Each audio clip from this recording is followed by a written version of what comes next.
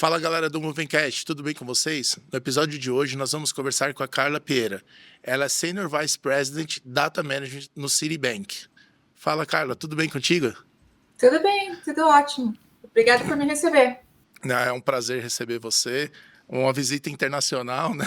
A gente está conectado aí direto com os Estados Unidos. Muito obrigado pela chance aí de bater um papo e conhecer um pouco mais dessa sua história tão legal. É um prazer estar aqui. Bom, a minha trajetória começou sou de Curitiba, da Paraná, e a minha trajetória começou há muitos anos atrás. Já estou na área de tecnologia e dados desde 2004, 2005. Comecei com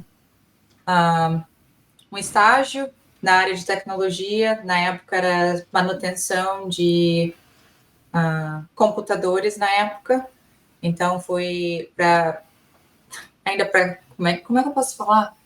Para usar a máquina e fazer manutenção de computadores. Manutenção, Troca né? de Manutenção, peças. troca de E foi assim que peças eu e tal. comecei um estágio de trabalho, na verdade, uma prestadora de serviços da HP na época. Então, eu trabalhei lá por alguns anos e daí do meu estágio eu fui contratada. E aí eles começaram a introduzir a manutenção de sistemas e programação. Então, na época, eu tinha 17, 18 anos, então comecei a programar em linguagem de programação de COBOL e Que mainframe. legal. Você foi logo no mainframe. Logo. Pois é. E, E eu não sabia que, na verdade, e era na indústria financeira? Que indústria que era? Era para bancos já ou eram outros segmentos? Então, quando eu comecei, era para prestação de serviço para vários tipos de Ah, empresas, ok. né, através da HP. Então, eu trabalhava para uma prestadora de serviços Que da era HP. consultoria na HP. Isso. E depois disso, eu já fui, quando eu comecei a trabalhar com COBOL e mainframe, aí já era para estar trabalhando na área de bancos, para estar terceirizada, provendo serviços para bancos. Na verdade, na época, já era prover serviços para HSBC. É muito legal quando eu olhei seu perfil, né? Olhei o histórico. Eu achei muito interessante que desde muito cedo, acho que logo depois dessa jornada, você já começa a entrar no mundo já com a parte de orientação de dados, análise de dados. Claro que eu acho que a experiência e os desafios vão aumentando, né? O pessoal vai conhecer um pouco mais, mas é você, você hoje, né? Esse boom que tem na parte de dados é uma temática muito importante. Acho que sempre foi, mas hoje está muito em foco. Quando você olha para trás, você vai juntando esses pontinhos assim. Que momentos que você fala assim, nossa, isso foi muito importante, fez uma diferença para mim na temática da minha carreira, nessa temática de dados, de tecnologia? Eu acho que eu não consigo, assim, não consigo resumir em um ponto na minha carreira. Eu acho que foram vários pontos. Mas uma coisa eu tive em comum com todos eles, que foi quando eu perdi o medo e deixei a timidez de lado em termos de tomar uma decisão. Então, você tem um projeto que é novo, que você não conhece a linguagem, que você não conhece o objetivo e que você está um pouco com receio, talvez eu não seja a melhor pessoa qualificada, vai em frente, aplica para o projeto, estuda depois o horário de trabalho, tenha certeza que no outro dia, quando você chegar, você já tem o conhecimento do dia anterior que você não tinha. Fez toda a diferença na minha carreira. Eu nunca esperei estar em uma situação que eu me sentia confortável para tomar o próximo passo. Se eu não sei tudo, eu vou descobrir como eu vou fazendo. Então, foi o que abriu muitas portas para mim em termos de sempre estar em novos projetos. Entendi. Inclusive, a chance para poder trabalhar com projetos internacionais foi assim, eu não esperei meu inglês estar perfeito, eu não esperei eu ter todos os diplomas, eu não esperei terminar todos os cursos. Você tem que ir e colocar a cara a tapa. Você tinha esse caráter de desafio, um pouco empreendedora. O pessoal fala muito do lifelong learning, né? Você sempre usou talvez pelo que você está falando, olha, tinha algum desafio, eu não falava não, eu ia para cima e me Uhum. adaptava para isso. Essa atitude, né, que você comentou, né? Você acha que até hoje, por exemplo, né, você tem uma posição muito elevada aí dentro de um banco, né? É uma posição muito importante. Ela é uma atitude que você ainda precisa manter ela no dia a dia? Eu acho que é uma atitude que eu precisava antes e preciso muito mais agora. Porque o que acontece é que quando você não tem muito a perder, tomar atitude, talvez não, você fala, não tenho nada a perder, por que eu não Por vou que querer não entrar fazer, né? nesse projeto? Mas aí quando você começa a lidar com projetos que se as coisas não vão the way, de um jeito que não é esperado, ou que os resultados não são aquilo que você espera, você tem mais a perder. Aí você tem uma carreira, você tem vários times, você tem uma reputação. Então, quanto mais você cresce em sua carreira, mais você arrisca tendo essa atitude, mas se você quer continuar crescendo, você não pode abandonar, porque as suas chances não vão ser. E quanto mais você cresce, mais difíceis são as chances de aparecer. Quando você começa, tem várias chances. Uma porta se fecha, outras se abrem, mas conforme você vai crescendo, fica mais difícil para essas chances aparecerem. Você tem que meter a cara mesmo. Sim. Tem uma pergunta que eu acabo sempre fazendo, porque eu acho que é bastante importante, para conhecer, né, das personalidades, do pessoal que eu acabo conversando. Normalmente você, com atitude própria, você acaba se destacando individualmente. Claro, ninguém faz nada sozinho, mas até um certo momento da carreira você vai mais no olhar centrado, né, em desenvolvimento próprio. E aí chega aquele momento onde você passa a coordenar, liderar pessoas, você passa a ter uma questão de gestão. Quando que aconteceu isso, mais ou menos? Que idades que você tinha? Qual era o tempo de trabalho? E como que foi essa transição para você entre ser uma profissional que é de reconhecimento, eu digo técnico na perspectiva das especialidades que você atua, para passar a incorporar e falar assim, não, agora eu preciso fazer um movimento maior, tenho pessoas, passo a ter metas mais amplas.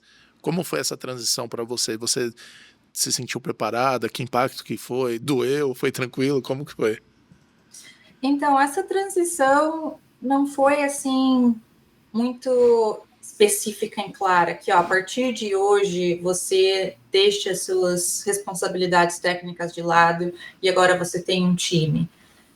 Foram coisas que aconteceram com o tempo, né? Você começa tendo uma responsabilidade técnica e aí o seu escopo do trabalho aumenta, então você levanta sua mão e fala, eu preciso de ajuda, né? Uma coisa que eu não consigo fazer sozinha, então você ganha uma pessoa aqui, outra pessoa ali para te ajudar.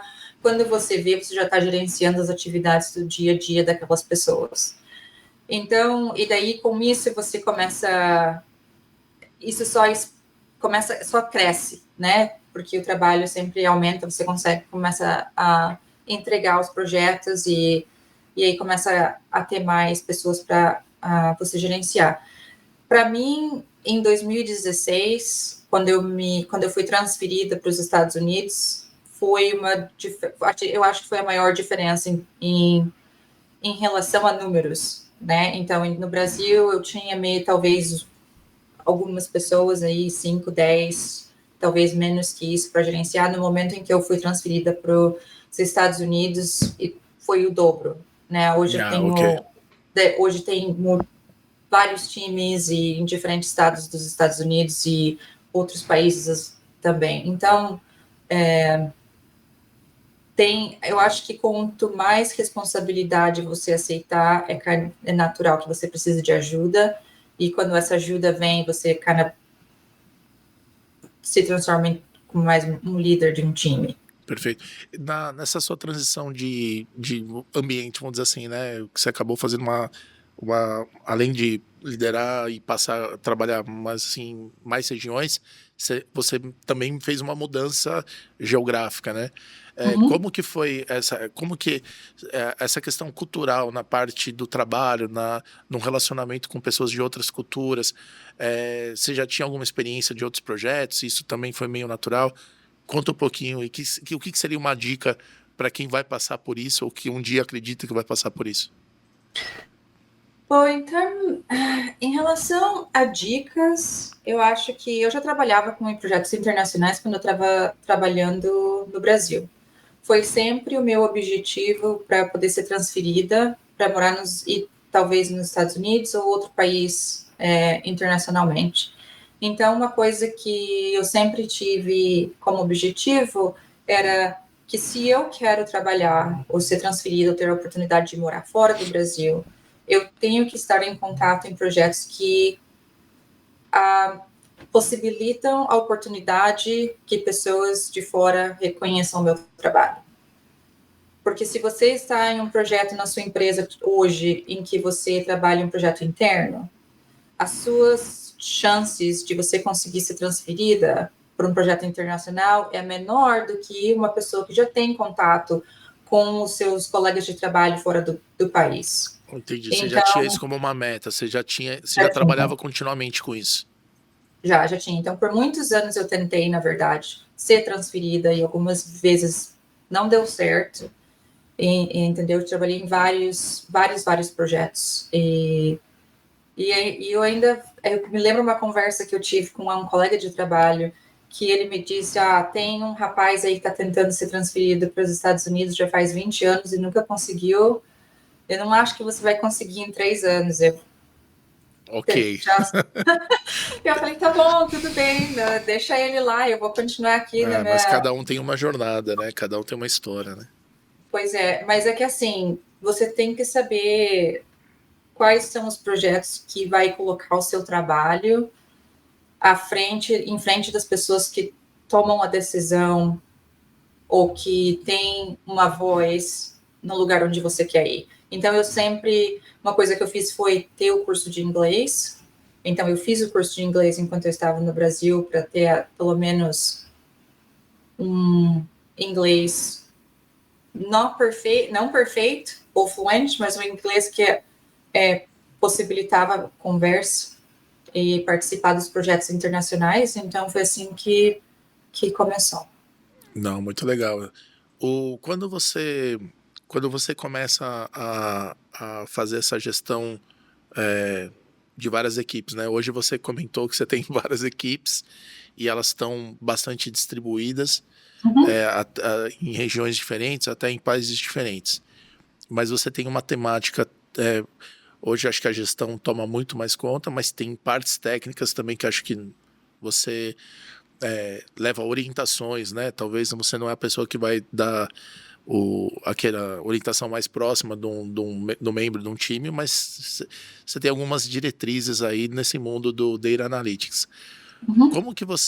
Como que você enxerga e como que você está trabalhando isso junto às lideranças que trabalham para você nesse momento de importância onde o Data Analytics cada vez mais é um fator de diferenciação, um fator competitivo, dados em geral, né, arquitetura de dados, a transformação de dados, tudo que envolve dados hoje em dia tem uma atenção muito grande na estratégia da empresa, né? Quais são Uhum. as orientações que você acaba dando, que talvez acaba sendo algo que também seja útil aí para quem está assistindo a gente e que possa estudar um pouco mais algum tema, tomar nota de alguma dica aí que você tenha? Bom, eu acho que como eu mantenho os times focados no que importa, é você saber qual é o impacto do seu projeto para a empresa que você trabalha. Porque às vezes o que nós temos são vários projetos que dão suporte de governança de dados, suporte de rotinas internas de uma empresa. Então, você manter o time focado em quais são os projetos e quais são os maiores benefícios para a empresa nos projetos em que eles estão trabalhando, faz com que eles consigam fazer uma prioridade das atividades deles, dos times deles, durante o dia, porque todos eles têm o mesmo objetivo em foco. Então, se você tem aí atividades e problema com dados, que você está... qualidade de dados, que você está... improvement of the... Aperfeiçoando, melhorando. Isso, obrigada. Aperfeiçoamento de dados, então você tem que ver, ok, se eu estou aperfeiçoando esse dado, se eu estou limpando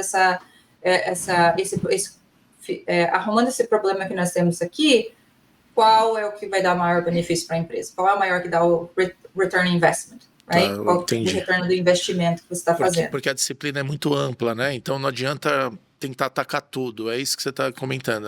Entenda. Exatamente. Porque o que acontece é que, às vezes, é muito comum em projetos, quando você tentar fazer tudo, você vê tudo que você tem que fazer, e aí você não consegue mover o projeto em frente, porque você tem na sua cabeça tudo que precisa ser feito, e todo mundo tenta fazer todas as coisas ao mesmo tempo. Então, ser bem focado nas áreas em que te dá o maior benefício primeiro, e depois mover para as outras áreas. É o que a gente chama aqui da should, could, must have. O Moscow, né? Que o pessoal fala, não sei. Muito então, interessante. é a prioridade, em termos de quanto retorno de investimento seu projeto vai fazer, então você tem que guiar os seus times para que eles continuem focados nessa direção. E em termos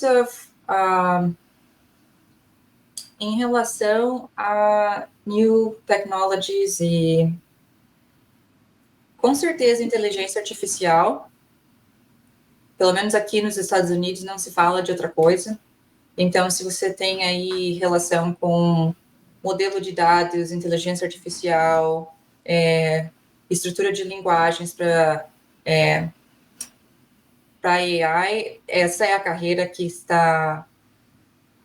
E cybersecurity. Então, essas são as duas carreiras que estão... Data Analytics com AI e cibersegurança são os temas aí que você vê que está acontecendo bastante. Isso. E aí você vê como tendência, né? Porque acho que é uma tendência e cada vez parece que é mais tendência ainda, né? Acho que nem a tendência, é uma realidade bem presente. Mas, por exemplo, nos projetos que você já vem atuando, esses temas já são presentes ou eles estão no backlog, temas de AI ou as empresas, ou de forma geral, não só acho que no Citibank, mas acho de forma ampla. Qual que é a sua percepção? As empresas já estão preparadas, elas estão se preparando, tem muito dinheiro sendo investido. Qual que é o seu sentimento em relação a esse tema? Eu não acho que as empresas estão se preparando, acho que já estão utilizando em large demanda. O investimento em AI só cresce. Então, tem várias áreas de várias empresas que já estão utilizando essa tecnologia hoje. Então, não é alguma coisa assim que ainda vai acontecer. Eu acho que ainda dá tempo para pessoas que querem começar a carreira, deviam começar nessa área, porque tem algumas linguagens de programação que vão se tornar obsoletas com o tempo por causa das inovações em AI. Então, não é alguma coisa que não está... a gente já está usando todos os dias. Perfeito. Parte do nosso dia a dia, na verdade. Acho que num passado, ou às vezes até num certo, dependendo do mindset da empresa, no passado tinha uma questão de ter as soluções próprias, os times fazendo bastante os processos dentro de casa, né, internamente falando. Você acaba utilizando mais parcerias, você tem collabs com os seus fornecedores de soluções aí de dados. Como que você gerencia, né? Porque eu acredito que dentro da sua posição você acaba tendo que gerenciar esse ecossistema de plataformas, soluções, parceiros, né? Como é que você enxerga e como que você trabalha esse mundo, né, de parcerias, onde você precisa ter várias possibilidades aí? Pois é, em empresas assim de globais, que são entre o ramo financeiro, hoje, que é a minha área hoje, Em termos de parceiros, é um pouco mais rígido quais são os parceiros que nós podemos conectar ou que nós podemos usar, porque tem toda um procedimento de leis e regulações que nós temos que seguir, então não tem tanta liberdade de quais parceiros que nós podemos conectar ou escolher, como outras empresas teriam, que seriam, assim, uma empresa, por exemplo, no ramo de marketing. Eles vão ter muito mais liberdade dos parceiros que eles podem usar do que uma empresa no ramo financeiro, porque nós temos muitas regulações e leis que nós temos que seguir. Então, hoje, nós temos parceiros que são estabelecidos e que são aprovados para nós trabalharmos com eles no dia a dia. Tem uma governança bastante forte aí na quantidade e nos modelos, né? Exatamente. Interessante. Você até comentou, né, que foi uma das características que você sempre colocou na sua carreira, questão do aprendizado, do desafiar, da seleção, dos trabalhos que você faria. Eu tenho uma dúvida, não, né? É uma pergunta. Imagino que você tem um time muito grande, né? Acho que acaba multiplicando, né? Vários projetos, várias pessoas, diretos, indiretos. Como que você, dentro da sua estrutura, né, considerando as suas metas de resultado e tudo mais, como é que você enxerga a questão da parte do desenvolvimento dos talentos, da organização, por exemplo, da capacitação do time? Como que você gerencia isso? Porque eu imagino que deve ter muita concorrência, pelo menos aqui no Brasil, os profissionais que estão aptos, que desenvolveram as habilidades aí no mundo mais digital, numa questão mais integrada, por exemplo, aquilo que você falou, né? Data, tudo que é data, né? Não só analytics, data, tudo que é cyber e tudo que é relacionado também a questões de desenvolvimento, soluções de tecnologia, a briga que é grande pelo talento. Como que está aí fora? O sentimento é o mesmo? Que estratégias que você indica, que você está usando aí para desenvolver esses talentos? Então, eu acho que uma das coisas claro que ser capacitado e ter os seus diplomas e participar dos cursos, se manter atualizado, é uma coisa que todo mundo faz, que está na área em que quer crescer, é uma coisa que todo mundo busca, né? Então, todo mundo, isso aí é obrigatório, né? É a baseline, que é você ter os seus diplomas e fazer os cursos e se manter atualizado. O que eu acho que muitos gerentes ou líderes talvez não falem com os seus times é a questão, o que a gente chama aqui de soft skills. Interessante. Porque é muito mais uma questão de atitude em como você lida com o seu time, como que você lida com desafios quando você recebe, do que quão qualificado você é para fazer o trabalho. E eu posso te dar um exemplo. Se eu tenho 2 funcionários hoje que têm a mesma qualificação, e talvez tenha um que tenha mais experiência, mas toda vez que você vai, ele tem problema para se relacionar com os outros colegas de trabalho, ele não consegue passar o objetivo à frente, ele não consegue, não está aberto para ouvir a opinião de outros.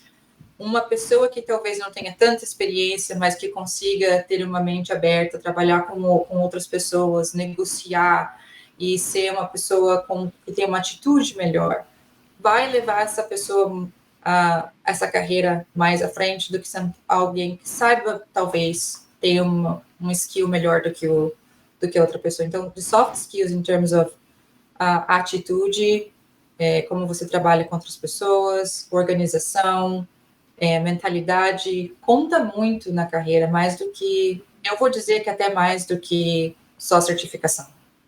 Bem interessante. E nessa questão dos talentos, como que você vê o papel do que seria a gente fala RH, né? No caso acho que é HR ou People Management. Como que você enxerga, qual o tipo de suporte, qual que é a ligação entre a sua especialidade técnica de projetos com a parte de gestão de pessoas aí da empresa? Então, aqui o departamento de RH é mais uma parceria comigo, né? Então, eu tenho os times em que, e daí o departamento de RH tem todas as guidelines que a gente precisa seguir, como que a gente interage com o time, como que você avalia, e aí quando você tem um talento que você quer, que você vê que é uma oportunidade, é um talento que você quer segurar, ou que você quer manter na empresa, porque você vê um futuro, você sempre conversa com seus parceiros no RH para identificar que esse talento que nós temos aqui é um talento que a gente deve reter, tem alguns programas que nós podemos oferecer, quais de capacidade, quais são as oportunidades. Então, é uma coisa que você conversa com os seus parceiros de RH, mas também conversa com com o seu time para identificar se isso é algo que eles também estão interessados. Então, eu trato o time de RH como parceiros do dia a dia para me ajudar a levar o time adiante. Manter o time também, né? Porque hoje em dia Não pode 3 perder, né? anos e o Não pessoal pode tá... perder o talento, né? Ou num dia, assim, como né, você tem uma posição de altíssima liderança, acho que muitas responsabilidades. Qual é um dia típico seu, assim, um dia, vamos dizer assim, sem problema? Um dia típico seu. Ela você deu até risada agora. Um dia típico seu. Como que seria um dia típico? Você lida. Qual que é mais ou menos uma distribuição? Como que você enxerga, descreveria um dia típico seu? Um dia típico meu não vai ser o que vocês estão pensando. Eu vou de reunião para reunião. É como se, assim, quando você se torna líder de um time, você está lá para ajudar, fazer o suporte do seu time. Então, geralmente eles te pedem para que você atue quando eles têm problemas que precisam ser solucionados, decididos e resolvidos, né? A gente está aqui, não conseguimos mover esse problema adiante, não conseguimos resolver, precisamos de ajuda. Então, meu dia é entrar em conversar com todos esses times, diferentes times, em várias reuniões para mover os problemas e fazer as decisões durante o dia. Então, no final do dia, geralmente eu tenho reunião com o meu time direto, com os meus direct reports, e aí eu preparo para o dia seguinte quais são os problemas, qual é o problema, o que está acontecendo, e aí no dia seguinte eu já tenho o background do que aconteceu, e aí a gente vai entrando de reunião para reunião. Você vai. Como tem vários projetos, essa governança você acaba tendo gerenciar os impedimentos, bloqueios aí que aconteçam. Uhum. E quando, assim, uma dúvida, né? Às vezes a gente. Às vezes não, né? Alguns profissionais acabam tentando buscar algo normal, né? Uma rotina, uma questão mais normal, às vezes até de uma certa repetição. Num cenário como o seu, por exemplo, quando você tem algum tipo de algo não esperado, um desafio, ou algum projeto desses vira um trouble, né? Vira um problema. Você acaba, essa organização, os seus diretos aí que acabam atuando, ou você também acaba tendo que ir em loco às vezes e tá junto ali próximo ao cliente para segurar a onda mesmo mesmo um cliente interno eventualmente. Mas como é esse seu relacionamento numa estrutura distribuída, sendo que seus clientes também são de diversas áreas, né? Imagino que você atende o banco inteiro, né, de alguma forma. Sim. Então, na verdade, qualquer projeto começa comigo. Eu faço. Então, a ideia é que os times sejam. Que eu disrupt, que eu atrapalhe o dia deles o mínimo possível. Então, qualquer projeto novo que o meu time precise atuar, o pedido do projeto, o que o projeto quais são os requerimentos do projeto, vem para mim primeiro. Então, quando eu analiso o projeto e aí eu vejo across os meus times, qual time que tem a capacidade de pegar esse projeto. Talvez muitos dos pedidos que são recebidos não não, meu time não é o melhor time para fazer, então eu direciono eles para um outro time dentro do banco que seja mais capacitado para resolver. Então, eu, no começo de todo o projeto, eu sempre estou perto de todos os times, até quando eu vejo que eles podem continuar o projeto, que eles têm um entendimento do objetivo do projeto, que eles possam continuar o dia a dia sem a minha presença. E aí eu consigo, se eu preciso voltar porque eles têm algum problema ou tem alguma clarificação que eles precisam. Tá, o processo inicial da gestão da demanda aí, você que coordena, você que orquestra isso tudo. Como que é a parte de né, uma organização muito grande, né? Por vezes é diferente de uma organização menor, um small ou medium business. Quando você tem que lidar, por exemplo, com uma demanda que vem, legal, eu preciso de uma certa informação, mundo de dados, vamos colocar assim, né? Surge assim simples, o requisito é simples. Mas a gente sabe, né, que tem toda a parte de arquitetura, governança, integrações, às vezes soluções já existentes. Você tem você tem dentro do seu time pessoas especializadas, arquitetos especializados que conhecem os produtos do banco para poder fazer essa tratativa. Pois é, então, eu acho que um dos requerimentos de poder ser em uma posição de liderança é você ter um conhecimento de todas as áreas dos seus times. Você não precisa ser o melhor especialista com conhecer tudo, mas você tem que ter um conhecimento mediano de todas as áreas que você está liderando. Porque se você recebe um requerimento de um projeto novo, você precisa saber as questões básicas de um produto, de arquitetura, um lado técnico, para você poder fazer aquela triagem, qual o seu time que você precisa, essa demanda é mais adequada. Então, eu tenho pessoas hoje que são de várias áreas diferentes, de diferentes backgrounds, mas eu tenho que ter esse conhecimento do início até o fim, o que é do projeto início até o fim, o que geralmente é necessário para poder fazer essa determinação hoje. Perfeito. Voltando um pouquinho na sua história, um pouco da jornada, né, que você contou bastante do seu dia de hoje, a sua formação acadêmica, né? Qual que foi a sua formação acadêmica? O que definiu você escolher essa formação? Como que foi quando você estava ainda se estruturando para poder fazer tudo isso aí que você faz agora? Então, eu comecei, como eu mencionei, comecei como estagiária trabalhando numa empresa da HP. Então, eu não tinha nenhum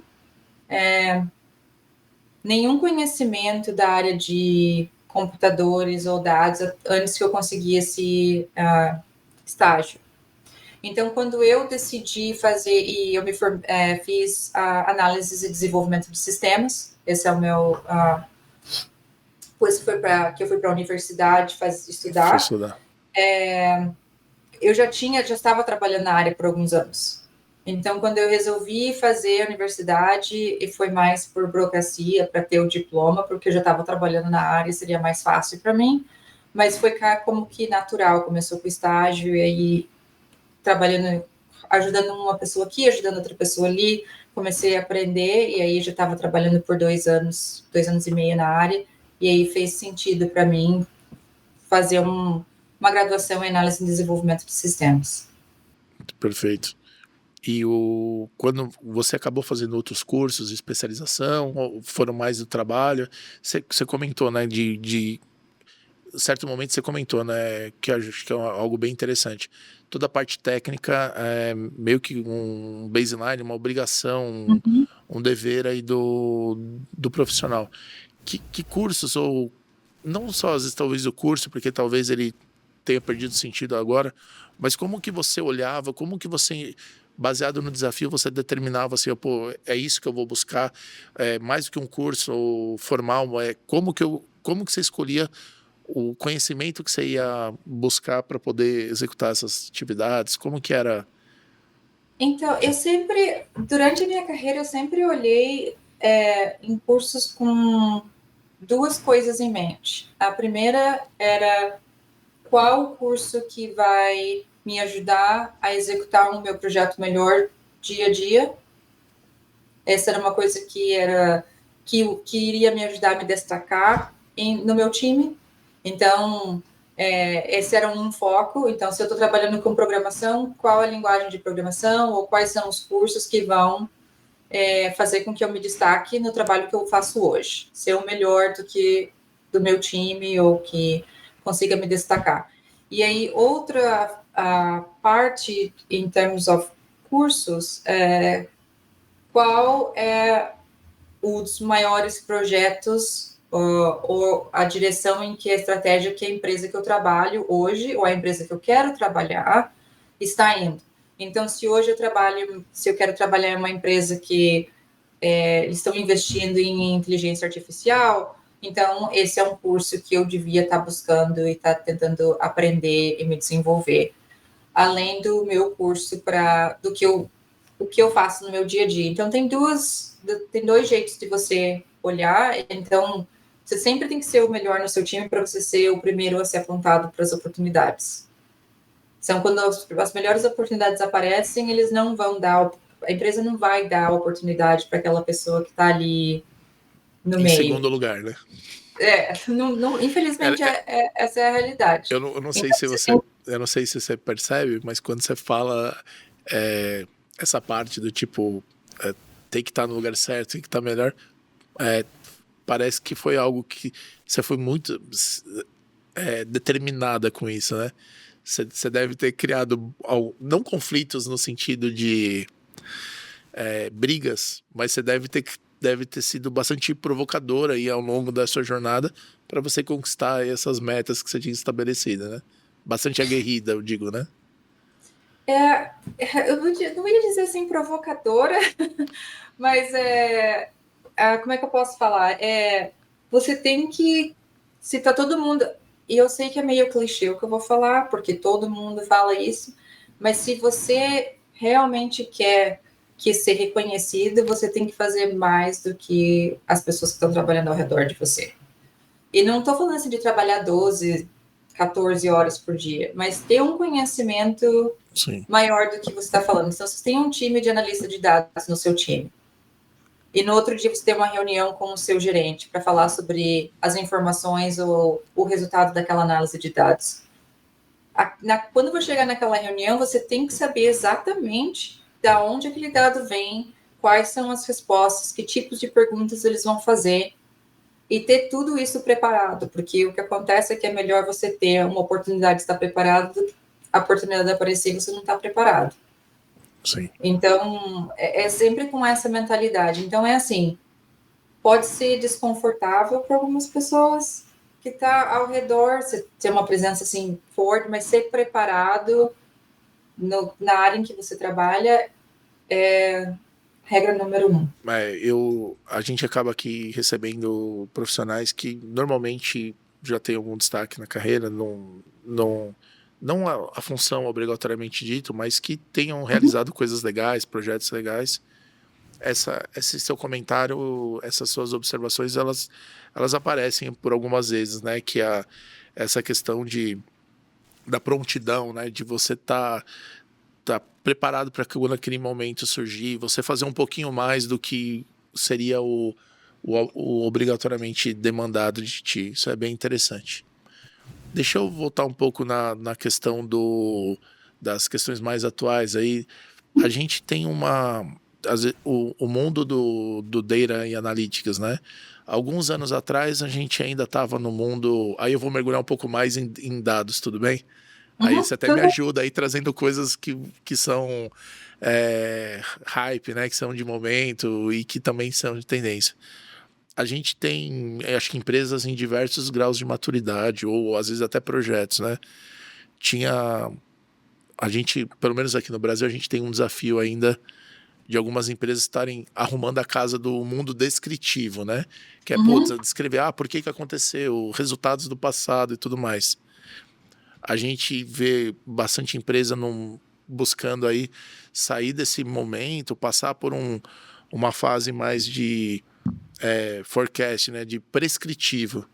Como que você vê essa jornada de forma mais ampla? Você acha que isso vai se acelerar demais? Ou sempre vai acabar surgindo uma empresa que tem uma maturidade menor, ou um departamento, uma área? Como que você lida com as diferenças de maturidades para atender os clientes, né? No caso, as áreas, os projetos aí dentro do banco, e como que você vê o impacto disso tudo quando você fala do termo IA entrando nesse mundo do generativo, da análise é, quase pres- viabilizando o prescritivo aí com análise de dados. Nossa, não sei se eu estendi demais a pergunta, mas Não, eu fez acho que eu sentido a minha entendi. pergunta? Eu entendi, acho que eu entendi. Vou Ok. responder da melhor maneira possível. Ah, eu acho que assim, uma coisa que muitas pessoas assim, às vezes, ou elas não sabem ou elas esquecem, é que não importa quão avançado as suas tecnologias são, se os seus dados não estão limpos ou não são organizados em cleans, você pode conectar o melhor modelo de AI no seu banco de dados, a informação vai sair incorreta. Então, tenha a estrutura de dados dos seus dados limpas, corretas, catalogadas, e tendo essa base bem estruturada é o que vai fazer possível que uma empresa seja mais avançada que outras. Então, se você tem hoje uma empresa número 1 e uma empresa número 2, onde a empresa número 1 tem legacy systems, onde a sua informação de dados foram documentados errados, eles não têm traceability da informação, não sabem onde a informação não sabe por quê, não sabe como é calculado ou computado. Você pode colocar mais um modelo de AI mais avançado, que o seu resultado do modelo vai ser uma reflexão dos seus dados.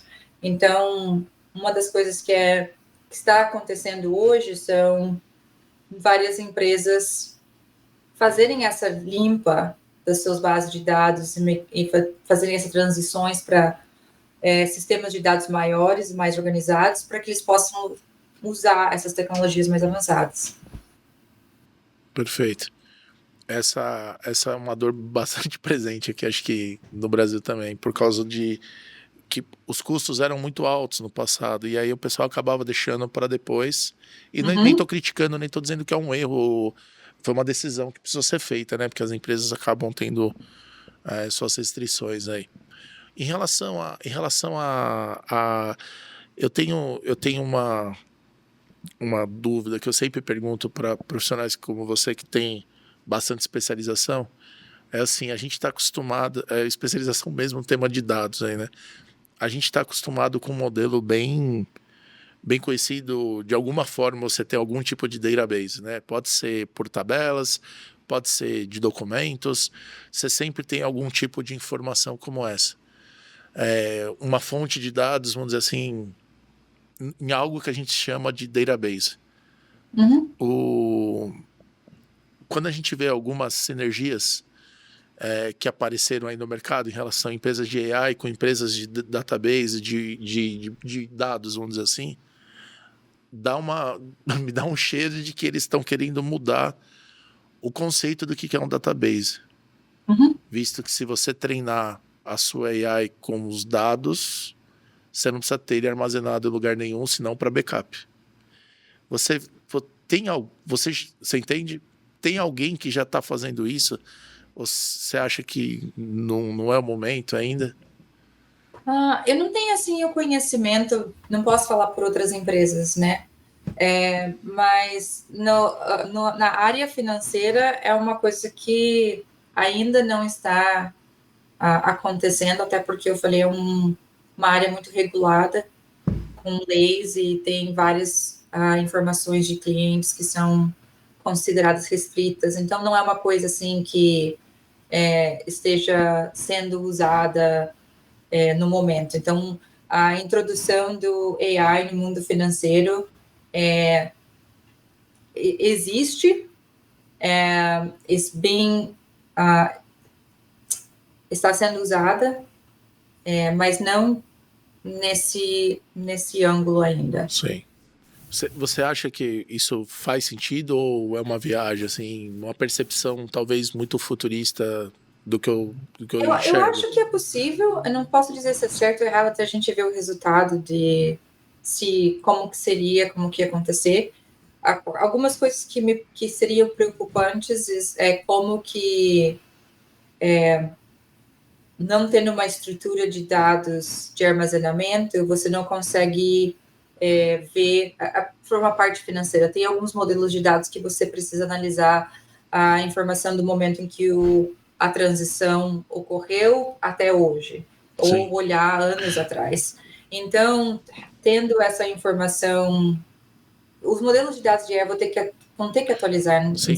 Não, alguma forma de banco de não, dados. esse contexto de arquitetura, essa visão que eu tô comentando, é do tipo assim, como eu falei, né? Eventualmente para backup, um data source, sei lá, o Golden Copy, ok, você teria. Mas imaginando num transacional para fazer uma recomendação para cliente, ao invés de você falar assim, agora vamos processar o Rodrigo. Vamos ver Uhum. tudo que ele processou. Vamos jogar para a nossa IA e ver o que ela sugere. Eu imagino que a tendência é que o modelo já seja treinado com o conteúdo do cliente, conforme ele for fazendo as transações, algo quase simultâneo, não assíncrono ou sob demanda.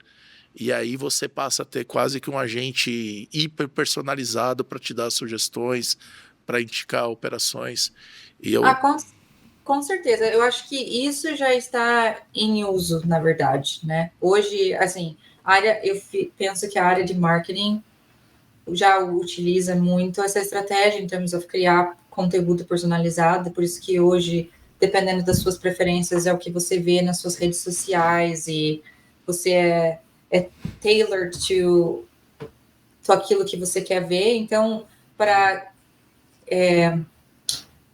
scale essa informação para usar no dia a dia, para tratar com clientes, eu não acho que é tão distante. Quando você me perguntou, eu imaginei mais assim como um banco inteiro funcionando dessa maneira. Nossa, não exatamente como. Ok. Yeah. Não, Então, não, daí para não, mim não, foi um pouco assim, foi maior do que eu pensei, mas para sim. tratar de clientes, com certeza, não é uma coisa assim que é fora assim Talvez por segmentos, ok, né? Não precisa ser tão early adopter, né? Pode ser mais estruturado. Show de bola. Você tem algum ponto que você, por exemplo, assim, acho que para começar até dar uma dica, assim, por exemplo, as carreiras que você vê que estão surgindo, né? Você Uhum. comentou, né, de olhar para frente, ver a carreira, a empresa, que carreiras dentro do mundo de dados ou carreiras relevantes que você percebe que está surgindo, que você vê que tem alta demanda e que poderia ser uma dica para quem está em casa para começar a buscar e olhar e falar assim, olha, acho que isso daqui pode ser um caminho interessante aí para quem quer iniciar a jornada ou fazer uma transição de uma área para a parte de dados. Como você enxerga isso? Então, eu acho que uma das carreiras, na minha opinião, que vai ser uma das que já está em alta demanda e que a demanda só vai crescer é cybersecurity.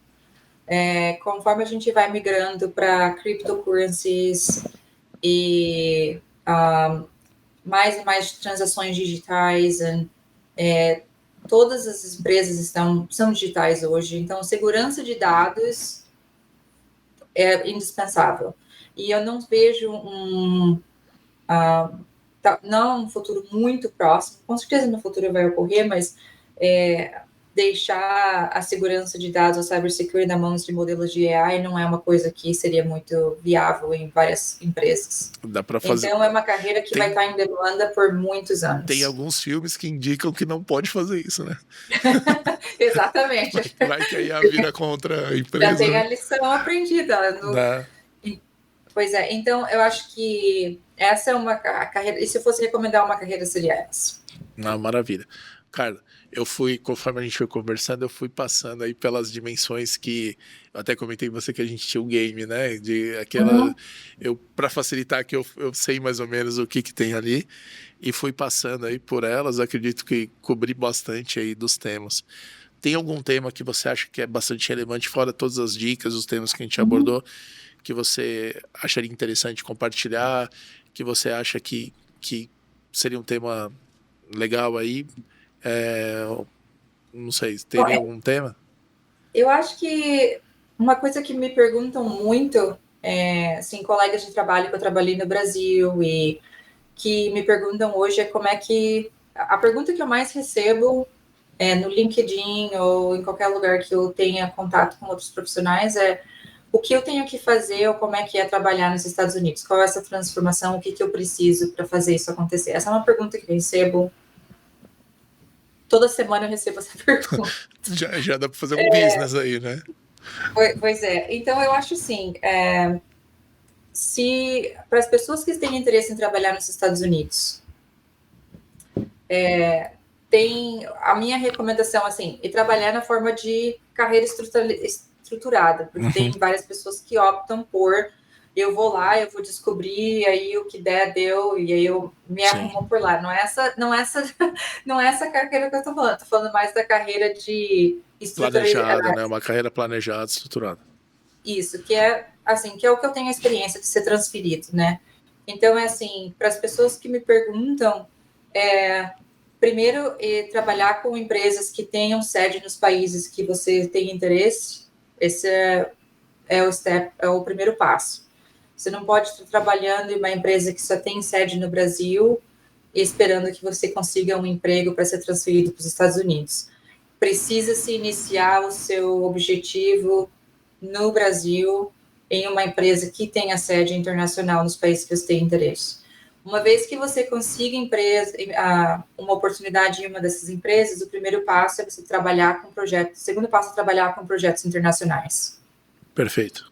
Conhecer os times, a dinâmica, se familiarizar com as regulações, leis, os projetos, as demandas daquele país que você quer trabalhar. Porque o que acontece é que se você não tem nada a oferecer para aquele país ou projeto onde você quer ser transferido, a oportunidade vai se tornar muito mais difícil, né? Então, você tem que se atualizar de quais são as leis, quais são os projetos. Cada país tem um jeito diferente de lidar com dados e analytics, e tem as prioridades diferentes dependendo do ramo da empresa que você trabalha. E aí, quando você conseguir, então, para você conseguir ser alocado nos projetos internacionais, você tem que ser, eu vou dizer, fluente, mas não perfeito. Contanto que você consiga se comunicar e entender os projetos com os seus colegas de trabalho em outros países, seria o suficiente para você poder trabalhar. Eu acho que com o tempo, porque o inglês hoje, eu acredito que no Brasil está mais... é mais comum do que estava no tempo quando eu estava lá. Então, eu acredito que hoje o nível de inglês necessário para trabalhar com projetos internacionais seja mais alto, mas você tem que ter esse conhecimento, esse background. E aí, onde você consiga, você tem que entender quais são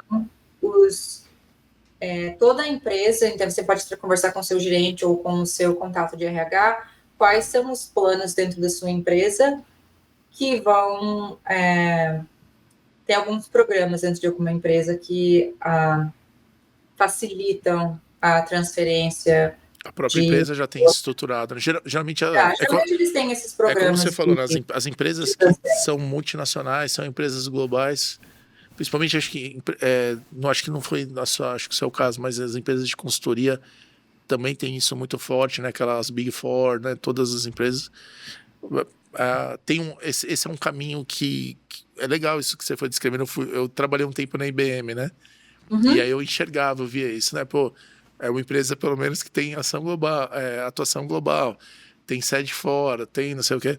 Aí, inevitavelmente, você acaba sempre fazendo um projeto, alguma coisa, mas aí fazer uma mudança e tal, aí depende também do desejo de cada um, né? Bem interessante. Toda empresa que é de ramo internacional, que é uma empresa global de large scale, eles sempre têm algum programa com qualificações, eles têm sempre um critério, como quais são os candidatos que seriam um bom candidato para um programa internacional. Então, sempre procurar entender dentro da empresa que você trabalha quais são os critérios.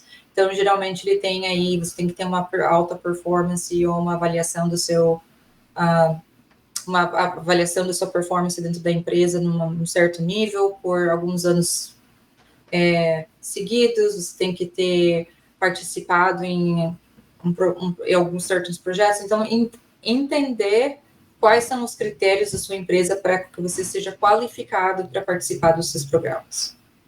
Pô, maravilha. Toda entrevista aqui, acho que o bate-papo, né? Entrevista, né? O bate-papo foi orientado aí na questão de dados, toda uma questão aí mais específica da sua área de atuação.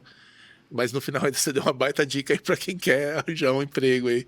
Eu não ia fazer essa pergunta, né? Mas aí você comentou. Eu recebo essa pergunta toda semana. Então, tem sempre alguém me mandando essa mensagem. Eu te agradeço por você ter trazido o tema, mas eu falei, eu não vou fazer essa pergunta, né? Eu não a faria. Porque eu acho que as pessoas precisam, né, tem essa... É que o desejo de buscar uma oportunidade num país como os Estados Unidos e tudo mais é presente, né? A realidade é muito diferente, né? Principalmente para quem tem a oportunidade de conhecer, sabe? A diferença é muito grande do que a gente vive no Brasil do que vive num país como os Estados Unidos. Eu só não sei se vale a pena o frio que você deve passar aí na sua cidade, né? Porque aqui eu não conheço a sua cidade, mas eu conheço o Chicago, que é no estado que você mora, né? É frio pra caramba. Eu moro 30 minutos de Chicago. É o Aurora, chama, é isso? 30 minutos de Chicago. Ou seja, é frio pra caramba também. É muito frio, é muito frio. O Paraná ficou fichinha, né? Pois é, acho que a última vez a gente teve aí... O Mário, o Mário, nosso coordenador do audiovisual, tá morrendo de rir ali Eu falei, eu vou deixar essa pro último, Mário. 30 negativo, tem dias que eles falam, não saiam de casa porque é perigoso. O 30 negativo Celsius, né? Você tá dizendo, né? Uhum. Pouquinho aí, né? Mas tá tranquilo. Não, desculpa eu ter feito Eu deixei a piada pra fazer no final. Tudo bem, não tem problema nenhum. Não, a piada não. Acho que é um momento de descontração. Porque tem isso também, né? Até para ponderar, você tem que equilibrar, porque tem uma mudança geográfica, cultura. Tem gente que não aguenta, né? Acaba voltando. Mas olha, como eu falei, né? A gente percorreu aí diversos temas. Não sei se a gente já está quase uma hora batendo papo, acho que conseguimos cobrir aí diversos pontos, tem várias dicas de atitude, carreira, mindset. Eu fiquei bem feliz aí de poder fazer parte da sua rede lá no LinkedIn, né?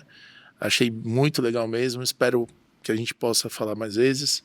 E também queria agradecer você por dar esse momento aí, quase uma hora de conversa, compartilhando um pouco da sua jornada, da sua visão, da sua experiência, porque com certeza, né? Eu sempre falo, né, se uma pessoa, de certa forma, se espelhar e tiver alguma dica escutada, né, do que você passou, já valeu a pena, que o nosso propósito que é trazer casos reais de pessoas que tiveram sucesso na sua jornada. E me parece que você é uma delas, né? Parabéns, viu? Obrigada. É um prazer, assim, conversar. Eu não tenho... Como eu falei, obrigada pelo convite. Foi a primeira experiência que eu tive aí com podcast. Eu estava meio nervosa, pensando que seria assim, temas que talvez eu não tenha, que eu não deveria estar falando sobre, mas foi bem tranquilo. Legal. Acho que o foco, como eu falei, agradeço você ter colocado alguns pontos, né, que são... Mas a gente sempre... O foco principal é trazer a sua experiência pessoal, os seus pontos de vista, porque acho que isso que importa, né? O resto, cada empresa tem uma estratégia, tem um jeito de fazer. Aí o importante é o pessoal se espelhar em pessoas que têm inspiração, né? Mais do que copiar ou alguma coisa assim. Bem, acho que é isso, então. Agradecer novamente. Aí se você quiser dar Mário, a gente normalmente compartilha essas redes sociais e tudo mais, né? No vídeo. Mas se você quiser deixar compartilha no post, né? Se você quiser deixar um recado aí para quem tá assistindo, a galera lá do Paraná, a galera de Aurora, dar um recado aí, fica à vontade. Bom, primeiro, obrigado por me receber, foi muito legal ter o bate-papo, e eu queria mandar aí um abraço para todo mundo de Curitiba, que trabalhou comigo, que me conhece, beijo para minha família. E como eu falei, se tiver outras perguntas que alguém tenha, pode me mandar mensagem no LinkedIn, Eu não vou garantir que eu vou conseguir responder todas as perguntas, que eu quase não vejo muito, mas se tiver qualquer pergunta que precisar, pode me mandar lá e eu vou responder. Maravilha, então. Galera, queria agradecer aí a audiência, agradecer novamente também a Carla, e muito obrigado aí por ter compartilhado um pouquinho do tempo aí para aprender e escutar um pouco da história dessa profissional aí que fez uma história muito legal no mundo de dados, saiu do Brasil, trabalha num banco de atuação global, uma posição bastante importante aí dentro da empresa. Valeu, galera. Brigadão. Tchau, tchau.